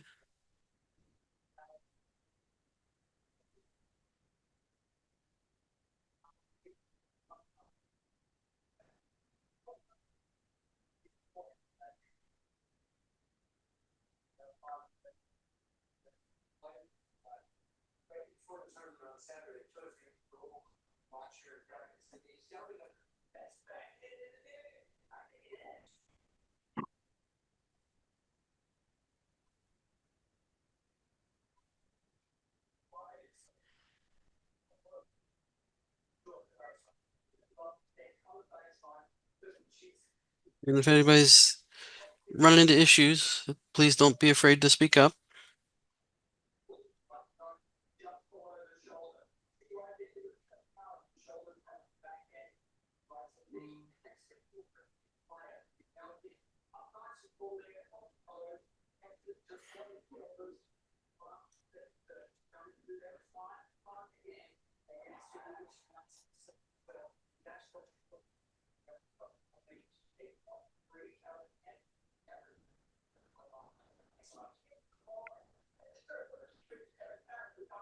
All right, and for those that are waiting for the rest, I'll show you a fun little thing that we can do if I can remember where the block is. So I'll search for it. So we got a pick random number that's going to be in your operators. And so if we can take that pick random number, I'm going to duplicate it a couple times.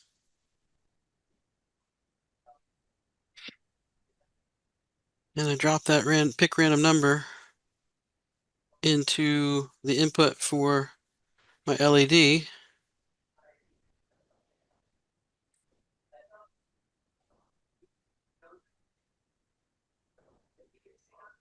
And make sure I'm set up that I'm going to actually have a variety of color. And then we can duplicate that a couple times.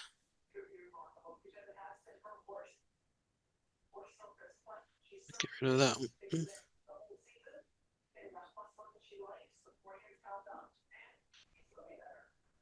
So I won't do all those for you, but if we do that and run it, and we get to those first two blocks, we're going to get random numbers the first two times. So we'll get random color. That's that's the if there's time for this activity today. But you can play around with things like that while you're waiting. And we get a few more folks to give us their code. All right. And thank you to Nanette and Jess and Allison and Kate and Andrew and Felicia, Arlene for getting that into us at this point. Could you show how to get the link to share the code again, please? Sure. So I'm not logged in, so give me a moment to log in.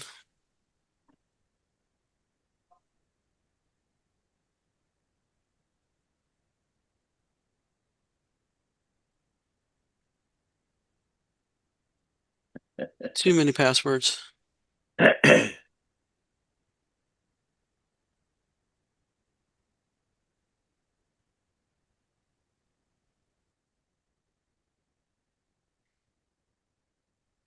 Okay, so I got to save this real quick. So save as the start. I'm going to call it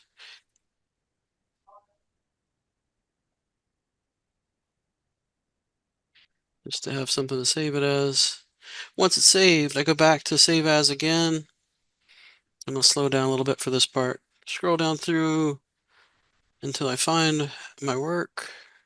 Too far.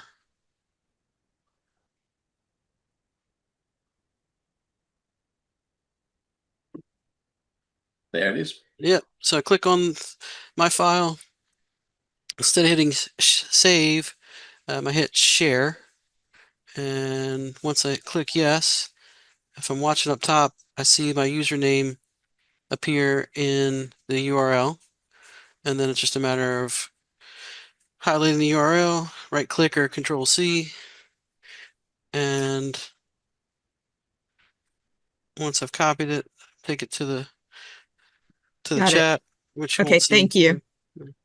You're welcome.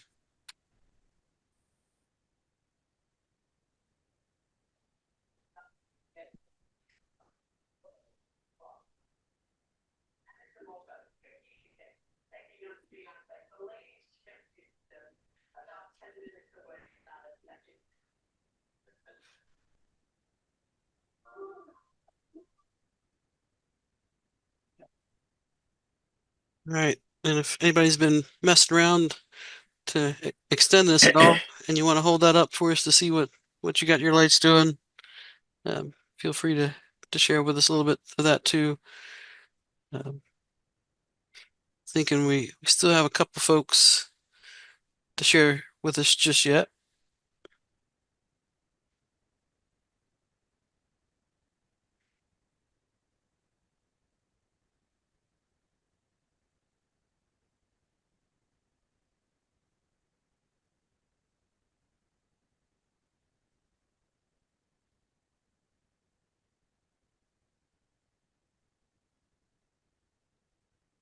And I will say too that you can't break Snap, so feel free to to mess around once you've saved and shared with us. Start throwing other things at it and see what happens.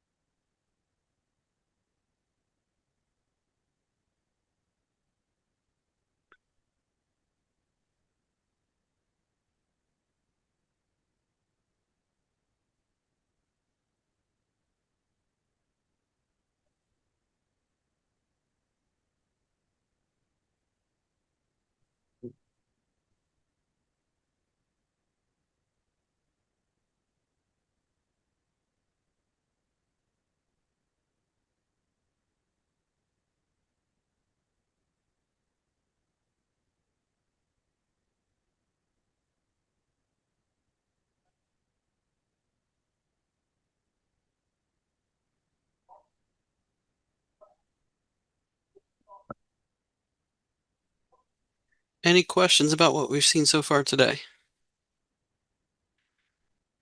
Either from what we've done with the robots or with what Marnie was going through earlier?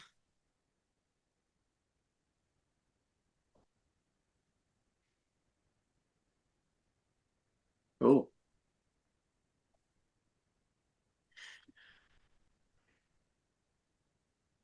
So moving on to the final section, I guess, Matt. Yeah, looks like we got most everybody's checked in with us, so we can keep rolling, I guess, unless somebody's needs some help real quick before we do anything else. All right, so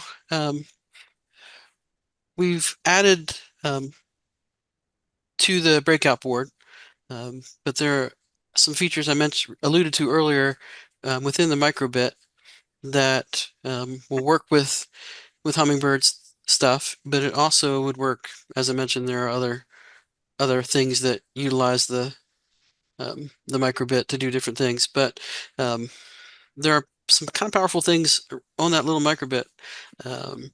So we want to be able to see if we can trigger an event, and we're going to use the buttons on the microbit. So if you look carefully where that display is on the front, you see the buttons and they're labeled A and B. And so you can find those. So we're going to use the microbit palette to be able to control those. And we're going to drag two of those blocks that talk about the microbit A, button A, and utilize those. So I'll show you where to find those real quick. So we can switch from Hummingbird palette to microbit bit. And the first block that we've got there is the microbit A, button A. And so we can duplicate that and we can turn that into a microbit B as well. So we're going to give a little bit more information in that block to make sure that we're controlling the correct button. So back to the instructions.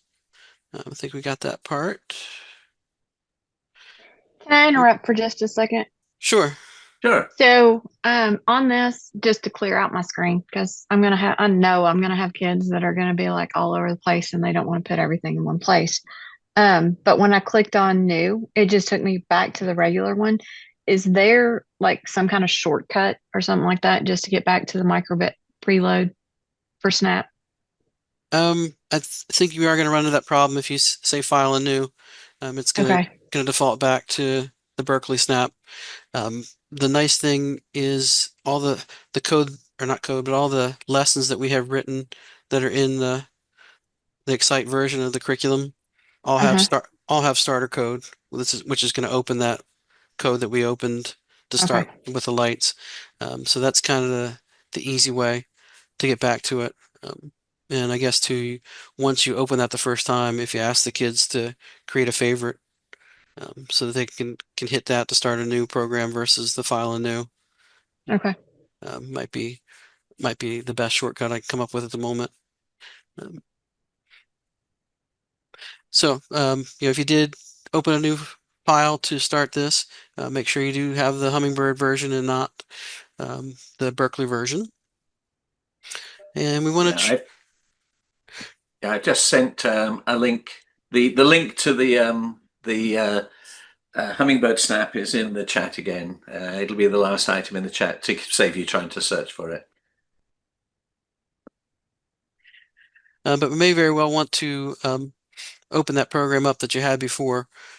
If you do go back and open something, you don't have to be in the Hummingbird version to open it and get it to work properly anymore, if I remember correctly. Correct. Yes. That's another story for lunchtime when we get together. But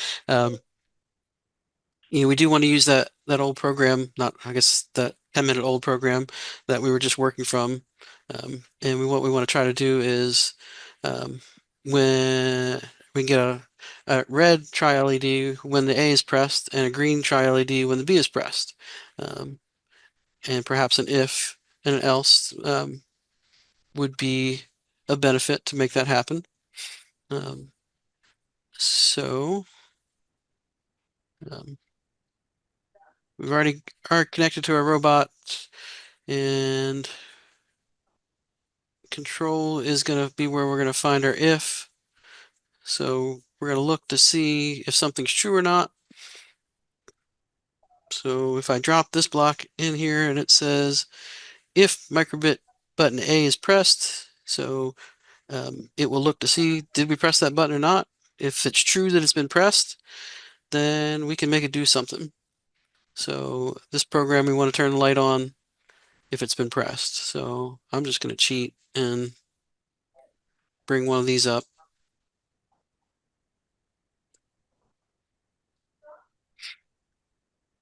And at the moment, and actually, we're going to probably need to troubleshoot this a little better too. We're going to have to use it forever so that we continue to check for that, because if we just do the if, we're going to end up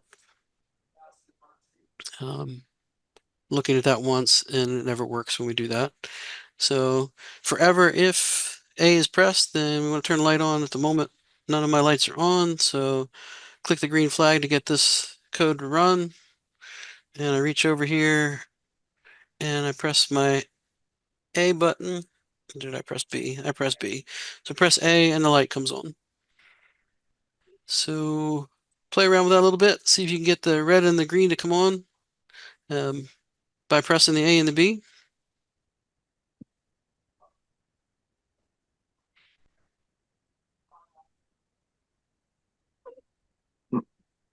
All right, so we'll give you a few minutes to work with those tri-LEDs, and if you still have the other LED, you can certainly jump back and forth between them and make the A button do something, make the B button do something. And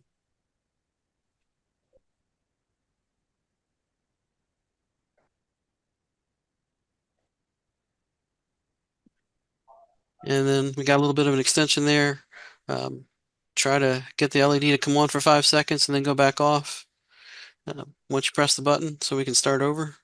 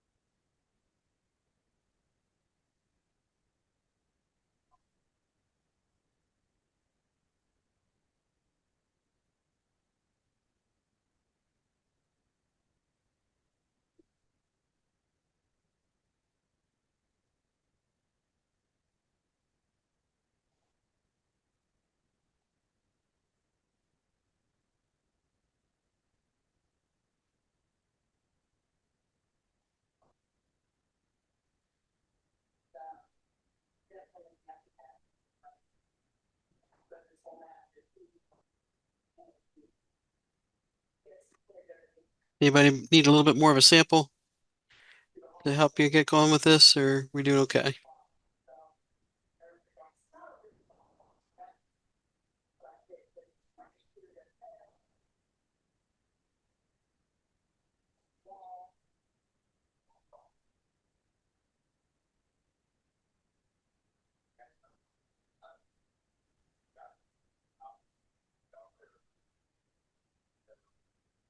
Do you have to use the else or can you do 3 ifs? Either would work. Um,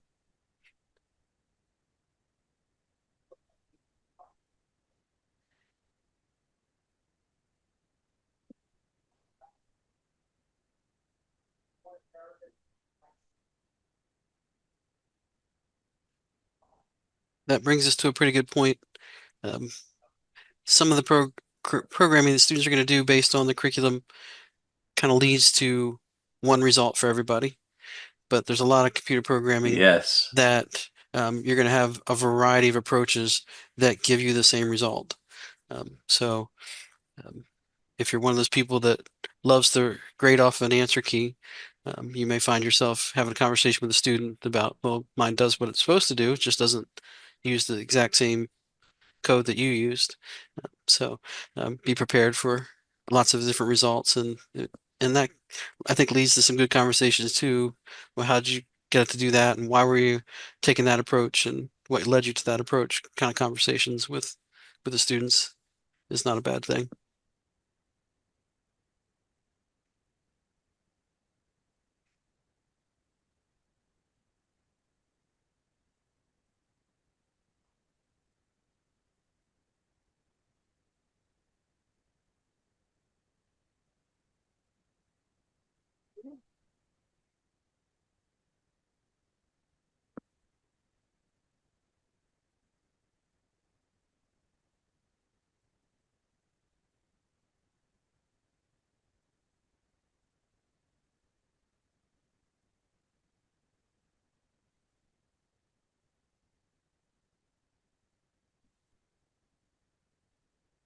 And when you got it, don't forget to share it with us. And if you want to hold up your lights and let us see it in the camera too, that'd be great. If you want me to stop sharing so you can show us your code, be happy to share that with you as well.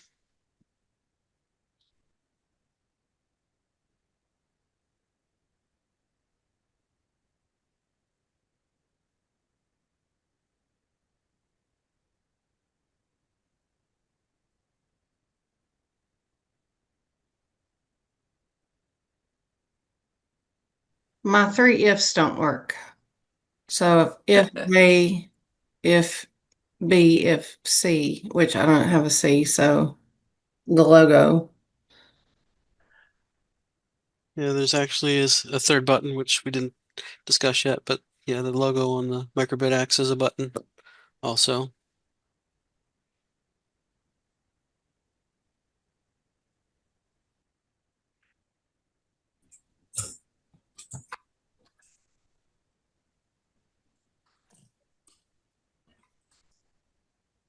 Yeah, I apparently found a button on the bottom that turned the whole thing off.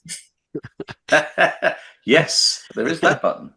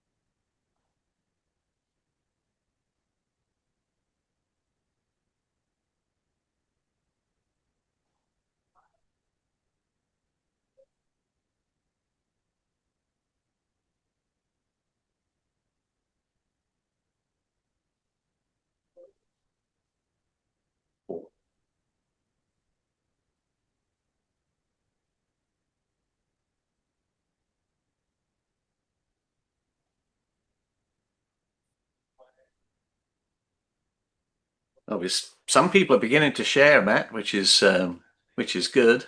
Yeah. Might want to give them a moment or two more. Yeah, sure. Hopefully they've shared and they're messing around with some other aspects of it.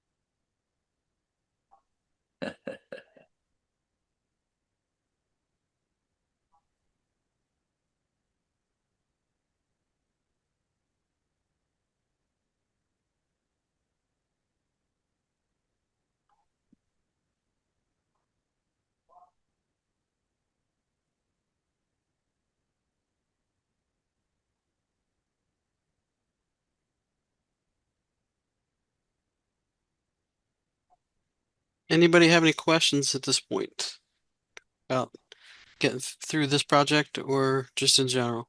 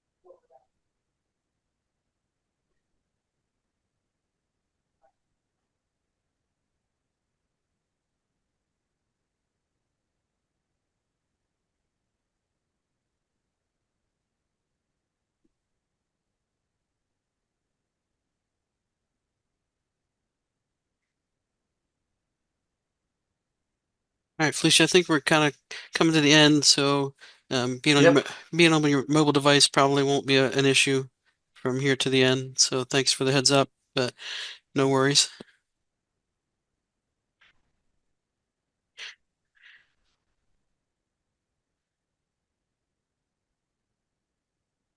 So if you're looking at my screen and still struggling, I think we got just about everybody finished at this point, but just a quick example of most of what we were looking for there.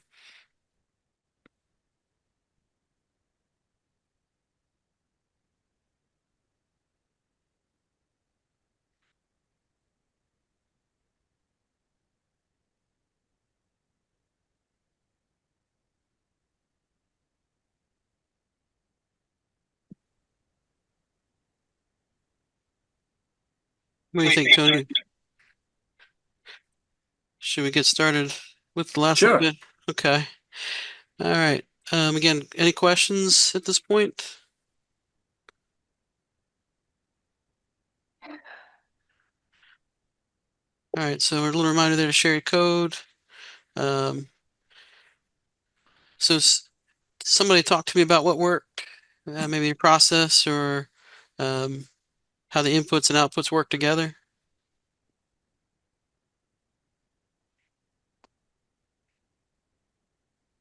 Okay, what did I do my finger paint last night?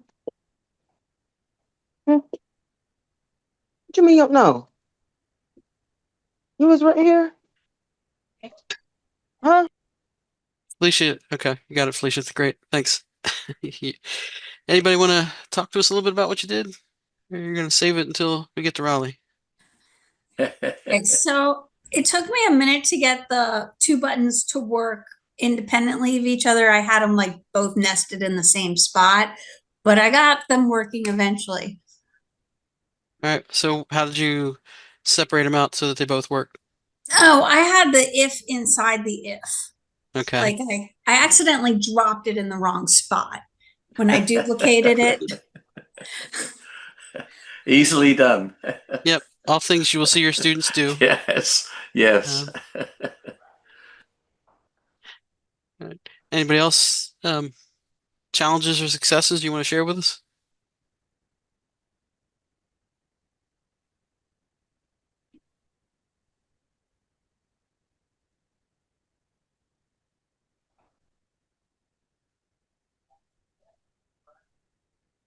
Did anybody manage to get it working without using an else? Did you have to use an else? I did. Oh, yes, Matt did. There we go. Yeah, I didn't use an else either. Okay.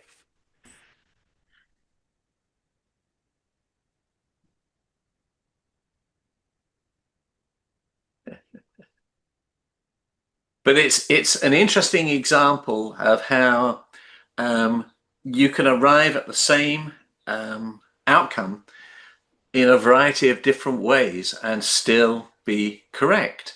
And that's one of the interesting things about programming in general. When you set the students an assignment, some of them will come up with ways that you would have never thought of, which is perfectly fine. You're encouraging them to be creative. And so by being able to, basically set the parameters and giving them what the output conditions are, how they get there is entirely up to them. But that's part of the fun. And also, when the students have been successful, sharing alternate approaches with the class so that they can actually see that, wow, Jimmy or Sally didn't actually do what I thought they were going to do. They did something completely different, and then have them share what they did and explain the logic behind it.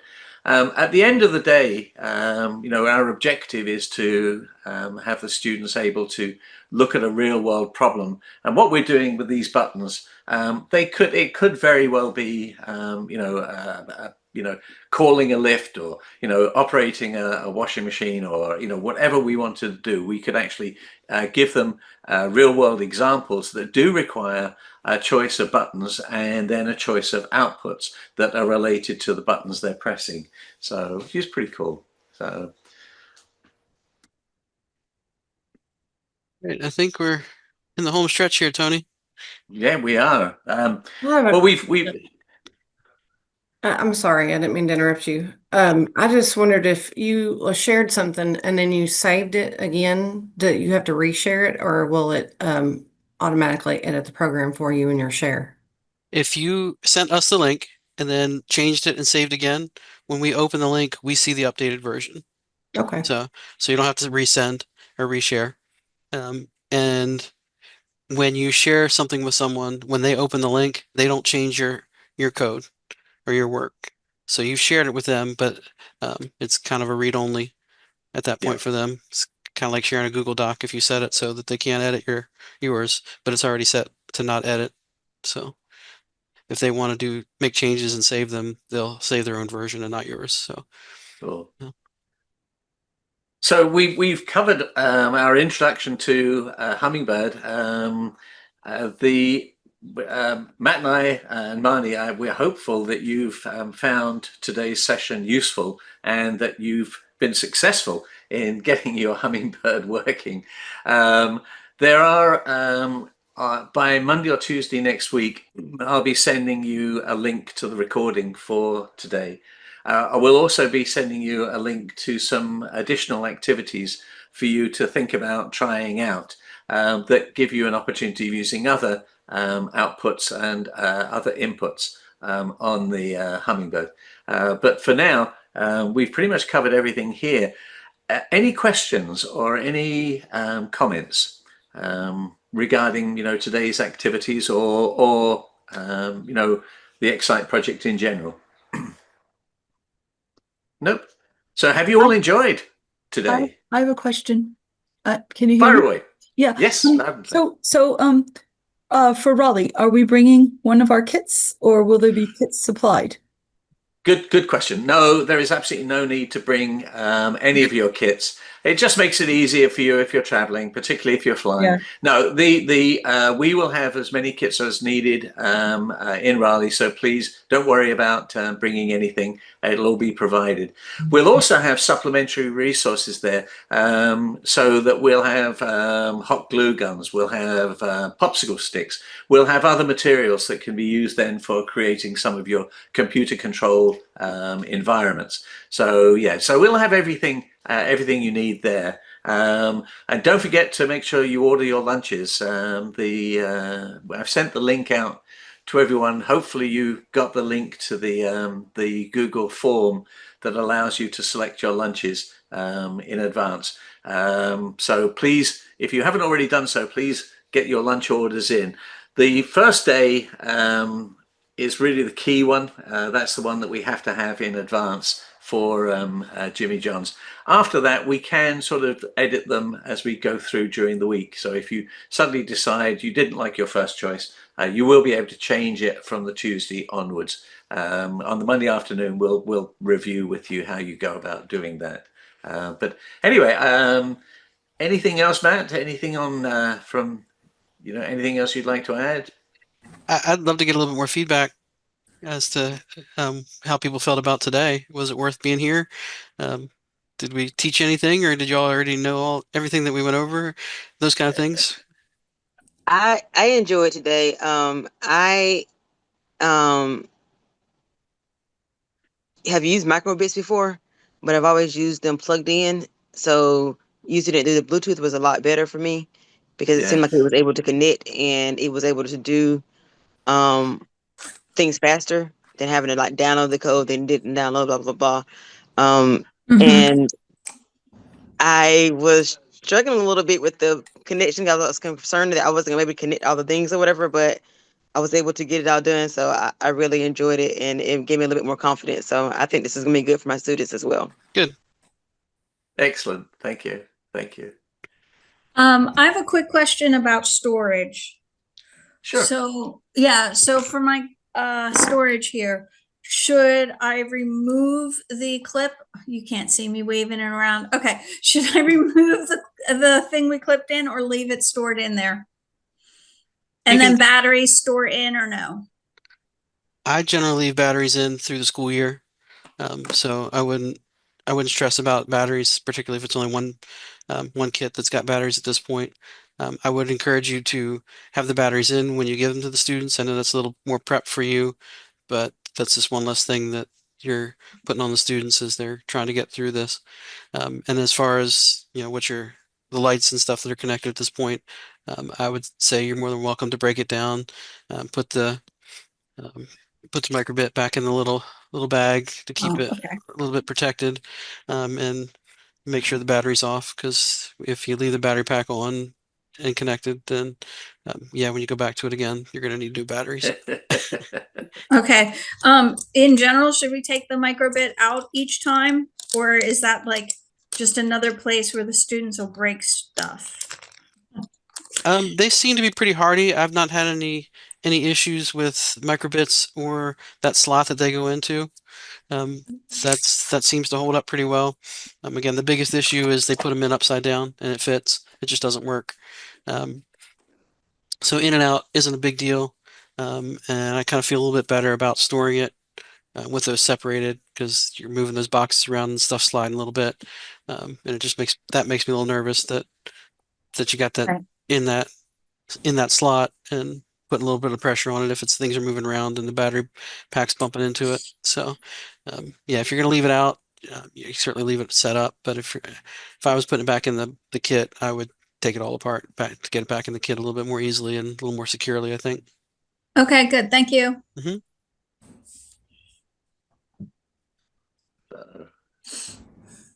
Any other feedback? Nope. Any final thoughts, Mark? I have a question. So what we went through today, is there a unit kind of lab for it, or you just kind of went through some things from the PowerPoint? We basically have gone through what is covered in Unit 1, Lab 3R. And so we've taken you through what the students would do just to get them using the Hummingbird and getting things going. The LED activity, for example, is one of the ones that they will do in that lab. And so, yeah, so we've just taken you through an introductory lab that you would do with your students. Okay, got it. Thank you. Hey, no worries, no worries. Marnie, any final thoughts or reflections on today? No, if you're looking at the curriculum and things like that and you have any questions, feel free to reach out. Yes. To any one of us.